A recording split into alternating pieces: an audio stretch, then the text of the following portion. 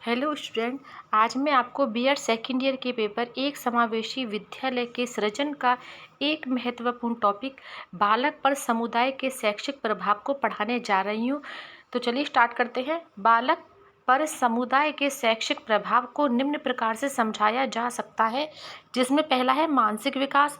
समुदाय में बच्चे अपनी मूल शक्तियों के विकास के लिए पूरा अवसर प्राप्त करते हैं, विभिन्न प्रकार के व्यक्तियों से मिलते हैं, विभिन्न परिस्थितियों से होकर गुजरते हैं, विभिन्न विषयों पर तर्क वितर्क करते हैं। परिणाम स्वरूप उनका मानसिक एवं बौद्धिक विकास होता है। समुदाय द्वारा आयोजित विभिन्न समारोह, नाटक, सिनेमा आदि की सहायता से भी बच्चों का मानसिक विकास होता है।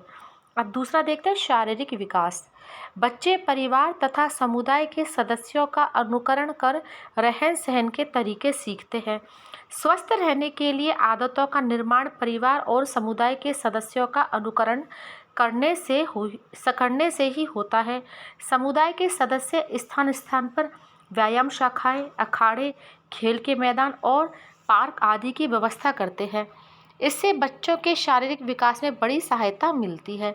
समुदाय स्थानीय निकायों का संगठन करते हैं, जो सफाई की व्यवस्था करते हैं या जनसाधारण को स्वास्थ्य संबंधी जानकारी प्राप्त कराते हैं और लोगों के रोगग्रस्त होने पर चिकित्सा की व्यवस्था करते हैं। जो समुदाय के ये सब कार्य नहीं करते, उनसे बच्चों के शारीरिक विकास की आशा नहीं की जा सकती। अब देखते हैं तीसरा, आध्यात्मिक विकास। बच्चे के आध्यात्मिक विकास में भी समुदाय का हाथ रहता है।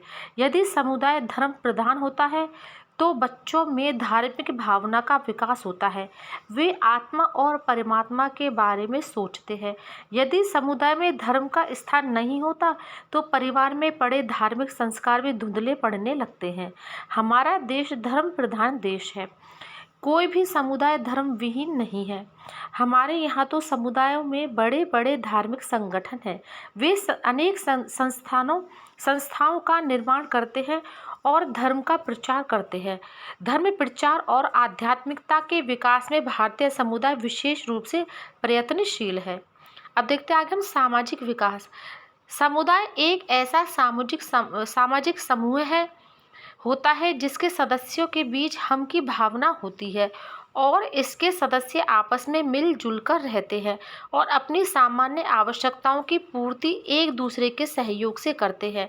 ऐसे समूहों के बीच बच्चों में प्रेम, सहानुभूति और प्रेम की भावना बढ़ती है।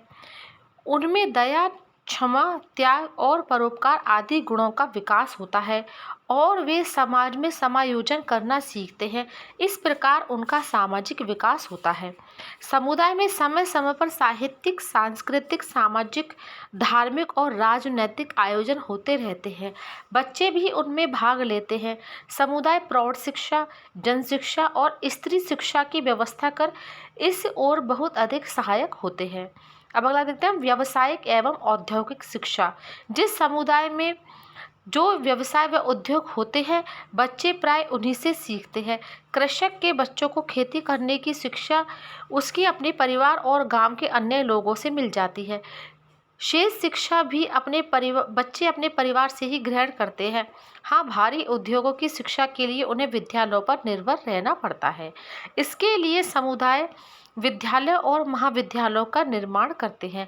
आज तो कृषि और कुटीर उद्योग धंधों की शिक्षा की व्यवस्था भी विद्यालय में होने लगी है, परंतु बिना समुदाय के सहयोग से ये भी अपना कार्य करने में सफल नहीं हो सकते। अब अगला है सांस्कृतिक विकास। बच्चे जिस समुदाय में रहते हैं उसी के तौर तरीके सीखते हैं। रीति रिवाजों, मूल्य और मान्यताओं की शिक्षा भी बच्चे समुदाय से ही प्राप्त करते हैं। उन सबके प्रति उनमें एक भावनात्मक संगठन होता है और वह उनकी संस्कृति कहलाती है। समुदाय विभिन्न औपचारिक तथा अनौपचारिक शिक्षा संस्थाओं का निर्माण कर संस्कृति का संरक्षण करते हैं, उनमें वांछित विकास करने का प्रयत्न करते हैं। इन कार्यों को विद्यालयों के माध्यम से पूरा किया जाता है। अब अगला है हमारा चारित्रिक एवं नैतिक विकास। बच्चे के चारित्रिक एवं नैतिक विकास में परिवार के बाद समुदाय का ही प्रभाव पड़ता है। जो बच्चे ऐसे समुदाय में रहते हैं और अनुशासन का आदर करते हैं, तो ऐसे समुदाय में रहने वाले बच्चे अनुशासित होते हैं। उदार विचारों वाले समुदाय के बच्चों में उदारता की भावना का विकास होता है। वे नम्रता तथा सहयोग के साथ कार्य करना सीखते हैं। समुदाय का उच्च धार्मिक पर्यावरण सहिष्णुता को जन्म देता है और उससे बच्चों में अनेक चारित्रिक एवं नैतिक गुणों का विकास होता है। धार्मिक व्यक्ति प्रेम, सहानुभूति और सहयोग में विश्वास रखते हैं और विश्व बंधुता की भावना से प्रेरित होते हैं। वे सत्य के पुजारी होते हैं और प्राणी मात्र की सेवा के लिए तत्पर रहते हैं। इस प्रकार समुदाय का शुद्ध धार्मिक पर्यावरण बच्चों में चारित्रिक एवं नैतिक दृष्टि से प्रभाव डालता है। पतित समुदाय में रहकर बच्चे अनैतिक हो जाते हैं। समुदाय ही विद्यालयों का निर्माण कर उनमें समाज के उच्च नैतिक पर्यावरण प्रस्तुत करने का प्रयत्न करते हैं तथा इस प्रकार के समाज को सुधार की ओर ले जाते हैं। जो समुदाय इस ओर जितने अधिक सचेत हैं, उनके द्वारा बच्चों का उतना ही अधिक चारित्रिक एवं नैतिक विकास होता है। Thank you.